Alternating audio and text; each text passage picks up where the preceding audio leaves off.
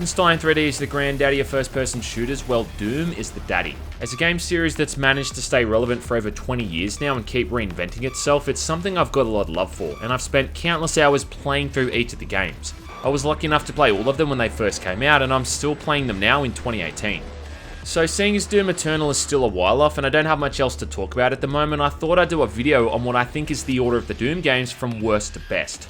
Keep in mind this is only the main games in the series, so I won't be doing things like the master levels for Doom 2, which is more of an expansion pack than it is a fully fledged game. Also, I'm not going to be taking the ports into consideration either, so I won't be looking at PlayStation Doom or Doom 3 on the Xbox. I know Doom on the PlayStation is different to the PC version, but 90% of the content in that game is just recycled from Doom anyway. And off the back of that, I won't be talking about the BFG edition for Doom 3 either. There's enough there in that can of worms for an entirely separate video. Also, I've reviewed all of these games on this list in greater detail on my channel, so if you want some more analysis on any of them, well, go watch those videos. So if you can handle all that, let's get knee deep into going through the Doom games from worst to best.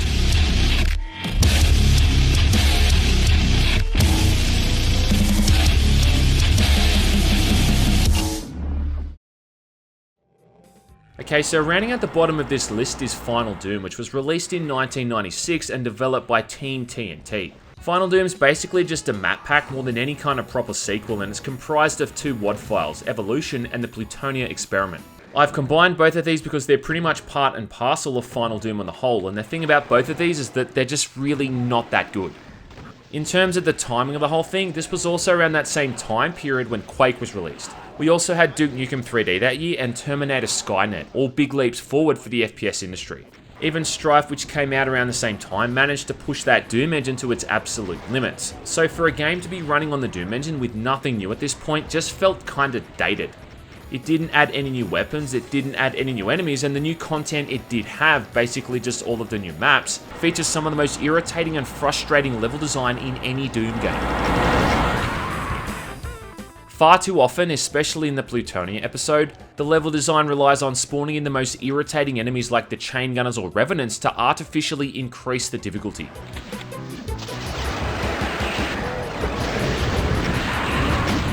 It's also got the Arch-Vile Maze level, which is exactly what it sounds like. It's not horrible, but it's just not good either. In 2005, we got the Doom 3 expansion pack Resurrection of Evil, developed by Nerve Software, a name which might not mean much to most people, but these guys worked on enemy territory for Return to Castle Wolfenstein, and eventually got heavily involved with the Call of Duty series, working on Black Ops 1, 2, and 3. Now, Resurrection of Evil kicks off after the events of Doom 3, which we'll talk about later on, 2 years after the conclusion of that campaign. Playing again as an unnamed Marine, this time a supposed combat engineer, you and your team activate some kind of artifact which wakes up the dormant Hell Forces, and you find yourself once again battling for survival in the ruined UAC facility.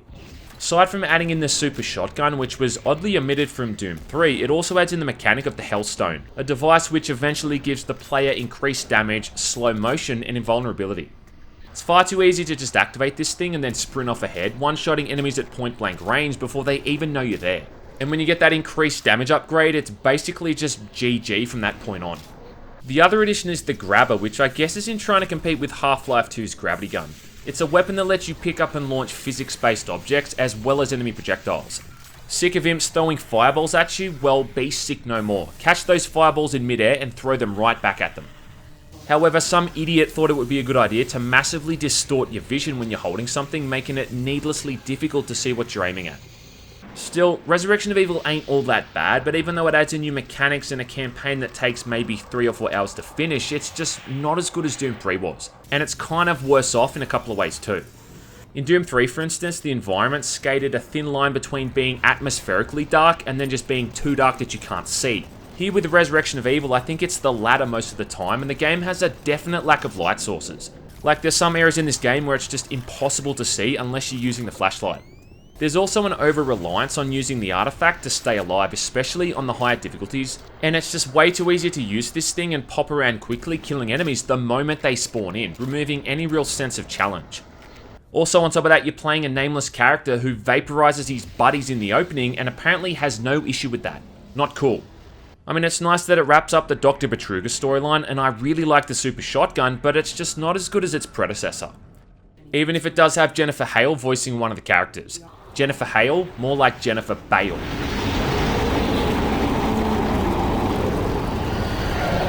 In 1997, Midway Games took a stab at the series in what's one of the few times it hasn't been in the hands of its software, with Doom 64 released exclusively for the Nintendo 64. In this one, you play another Marine sent back to the Phobos base after the events of Doom 1, which has now been flooded with radiation, and you're tasked with killing all the remaining demons. Now, the only reason that Doom 64 isn't higher on this list is that the way you're playing it can have a huge effect on how good it is. So I've captured all my footage in this video on an emulated version called Doom 64 EX, which lets you run the game at a smooth frame rate and with a modern control scheme. However, if you play it on the console with that fidgety Nintendo 64 controller, it's an entirely different kettle of fish. Either way though, I think the core of the game is still pretty solid. And like PlayStation Doom and Doom 3 eventually did, this is a game with much more of an emphasis on the horror as much as it is a shooter. You'll still be shooting lots of demons, but the soundtrack and the sound design in general is just definitely trying to get under your skin, more so than it is to have you headbanging. Composed by a guy named Aubrey Hodges, it's just really unsettling stuff, and you'll hear bizarre noises like babies crying, chanting, murmuring, and other sounds that are just impossible to identify. It's fucked up. As a result, the tone and the atmosphere in this one is a lot darker and more sinister. Some of the levels set in hell are just genuinely creepy and spooky, in combination with some of the superb lighting throughout, using different colours to make things look almost artistic. Doom 64 can almost be seen as something of a total conversion for Doom 2 because it uses all of the same weapons, albeit with new sprites, and it's also redesigned all of the enemies as well, most of which return from Doom 2. All up, there's 30 or so odd levels to get through, most of which are pretty challenging and complex, and following along a similar vein to Doom 1 and 2, they all just require a bit of key hunting and killing droves of demons. There are some minor changes to how things work and feel though, like the reload time for the shotgun and the super shotgun is much quicker. Lost Souls seem to attack a lot faster as well, but most of these are just kind of incidental. The big difference is the Unmaker, which is a weapon that was originally supposed to be in Doom, but got cut for various reasons, and this thing only shows up in a handful of levels. What makes it unique is that it can be upgraded from secret demon keys, which can only be found in secret areas of the game's secret levels. Yeah, they didn't make it easy. These keys also turn off portals in the last level of the game, making that fight much easier, and the fully upgraded Unmaker can also shred through the final boss.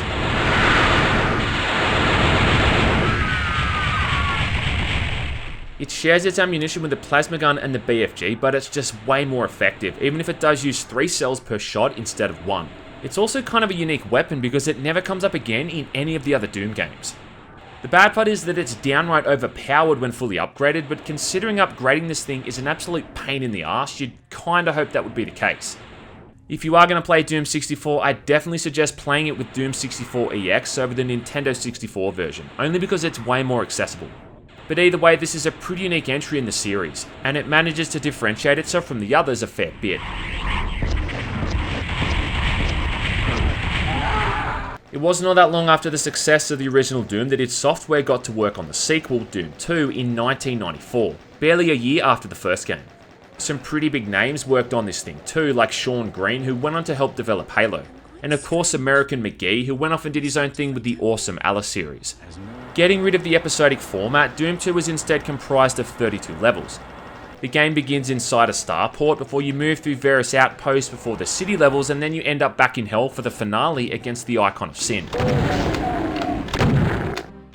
Now, Doom 2 got a bit of criticism at the time of its release for being a glorified map pack. In fact, I remember reading a review that called it an expensive data disk. But that's a bit of an ignorant statement because the new inclusions made some pretty huge changes to the way the game plays. For starters, the new enemy types, the Revenant, the Mancubus, Pain Elemental, Arachnotron, and Archvile are all much trickier to deal with than the original enemy lineup in Doom. The Revenant can fire out homing rockets, the Mancubus can rapid fire damaging fireballs, the Pain Elemental can spawn in lost souls, the Arachnotron fires off a deadly plasma projectile, and the Archvile can of course resurrect demons. Oh yeah, and I forgot the Chain Gunners, the most annoying motherfuckers in the entire game. Yeah, I just hate these guys. Adding in the super shotgun also justified the inclusion of some of these tougher enemy types because the increased damage output from shooting this thing at near point blank range could kind of offset the increased health points these new enemies had. Like, you were up against tougher enemies, but it didn't really feel like it because you were doing more damage to compensate. Having a whopping 30 levels back to back, some of the levels also featured really great design, and there's some in particular that are just downright novelty, like the one where you can get the Spider Mastermind and Cyber Demon to fight each other. The thing is, even though it does improve some aspects of what made the first Doom so good, and despite it being my personal favourite in the whole series, like Resurrection of Evil, it's just not as good as its predecessor.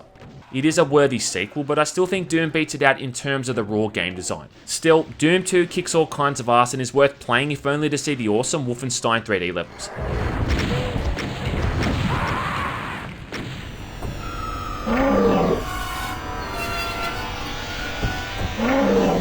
The Doom series was revived with Doom 3 in 2004, which arguably was one of the most anticipated FPS games of all time, alongside maybe Half-Life 2.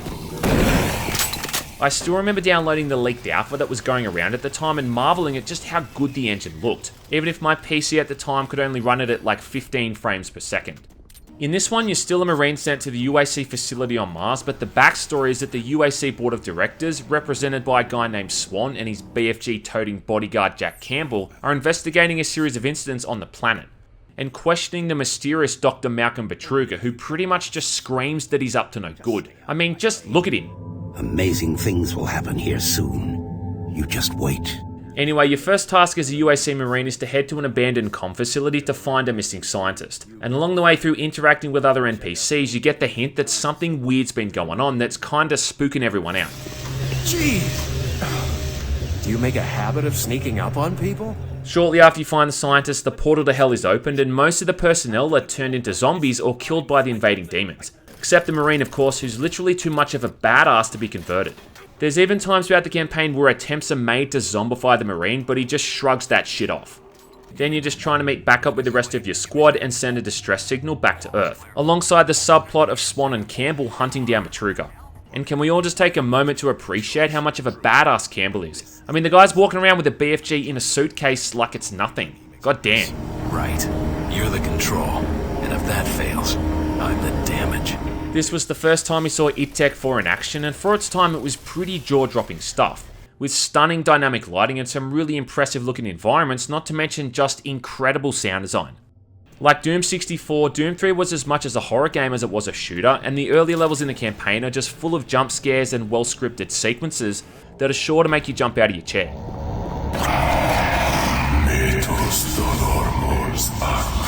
Doom 3 handles the Hell Portal opening in real time, and you get to witness it along with hearing all your buddies getting ripped to pieces through your radio headset. Like, it's pretty intense.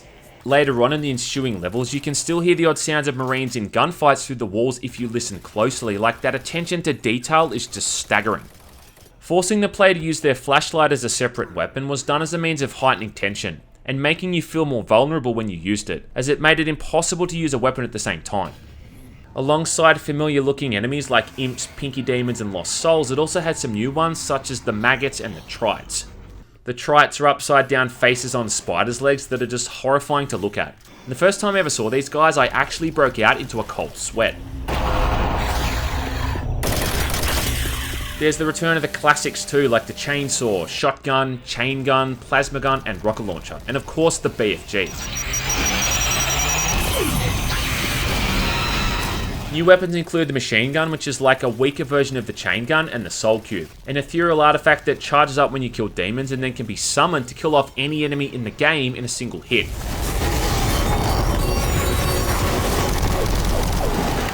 Now, Doom 3 does start off kinda slow. It really takes its time in giving the player all the weapons and introducing new enemies at a pace that doesn't feel overwhelming. But once you get to that point in the campaign when you go to hell for the first time in a sequence that directly copies the end of E1M8, the game becomes a lot more action-packed.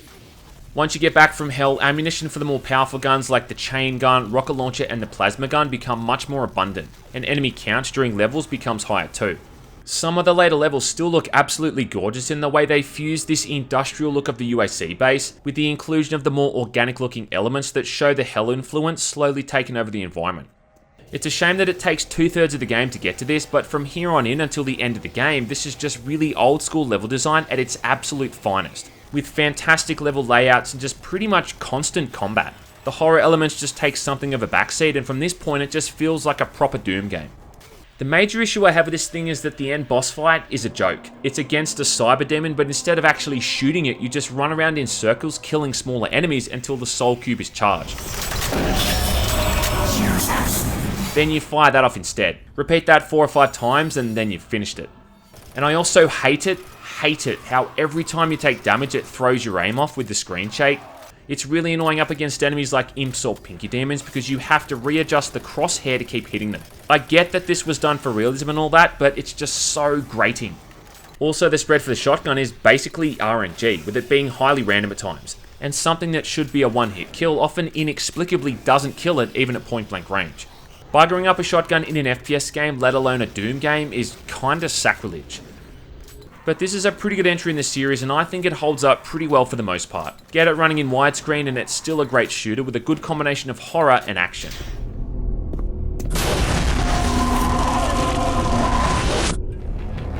Everything has clearly gotten out of hand now, yes. But it was worth the risk, I assure you. I'll admit I'm the last person who thought Doom 2016 was going to be good. I was pretty pessimistic going into it as I just expected them to butcher one of my favourite game series, but boy was I wrong. id Software's 2016 reboot was more awesome than I could have possibly imagined. From the fast-paced shooting, the updated weapons and enemies, through to the visuals and soundtrack. Like, goddamn, it's worth playing just for the soundtrack alone. One of the tracks in the game is literally called Welcome to Hell. Like, if that ain't the most metal shit ever, I don't know what is. Developing the lore much further than the other games in the series, in this version you're not just the Doom guy, you're the Doom Slayer. The devs said the whole goal with this game was to make the player feel like a complete badass, and that's something they definitely achieved. One of my favourite things I ever read about this game was how someone said this isn't a game about you being trapped in hell with the demons, it's a game about the demons being trapped in hell with you. After fighting the forces of hell for eons, the Doomslayer wakes from his tomb back on Mars, where the UAC has let things go to shit after trying to utilise something called Argent Energy, which is a power source from hell with tremendous properties. The entire base has been overrun thanks to a corrupted woman named Olivia Pierce, and the Slayer works alongside UAC Chairman Samuel Hayden to try and stop her by doing what he does best, ripping and fucking tearing. Taking a few pages out of brutal Doom, Doom 2016 takes the violence and gore from the other games and turns it on its head. Not only are you able to blow demons to pieces with all manner of weaponry, but you can also perform glory kills at certain points, where the Slayer's going to do some kind of over-the-top execution on an enemy, receiving health back in return. Doom 2016 utilised arena-like level design against waves of enemies, almost like mini deathmatch maps, where you'd usually enter the area, then a bunch of demons would spawn in and you're able to dispatch them however you saw fit. With the ability to double jump, grab onto ledges and swap back and forth between all of your weapons in the blink of an eye, it made the shooting feel very fast paced and action packed.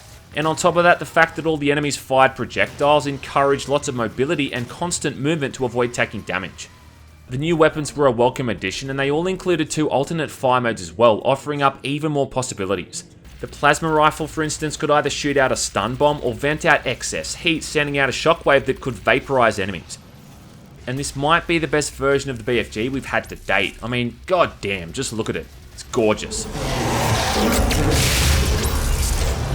On top of that, you could complete challenges to upgrade your weapons. You could find hidden areas and secrets and also upgrade your armor. There was always something to do or something to find, and it made it very captivating to play and kind of hard to put down.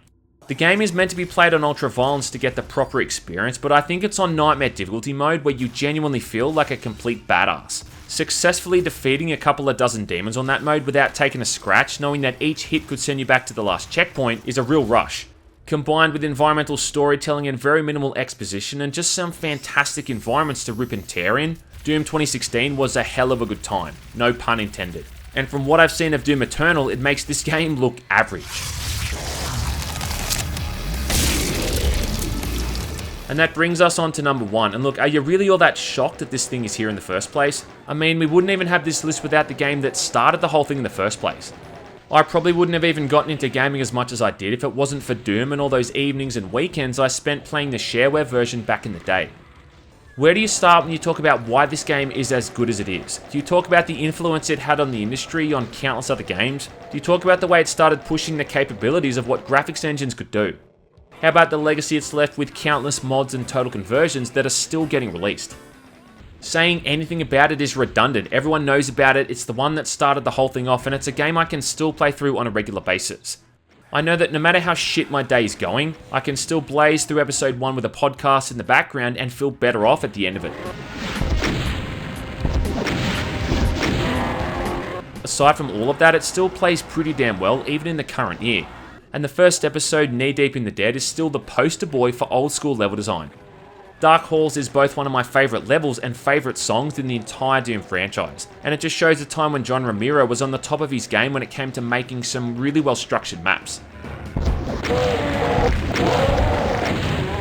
Doom still holds up okay in its original form, but the proper way to enjoy it I think is with a source port like Xandronum, that lets you run it at a high frame rate at any resolution you want with a modern control scheme. And with the abundance of mods out there, you'll never run out of ways to play it.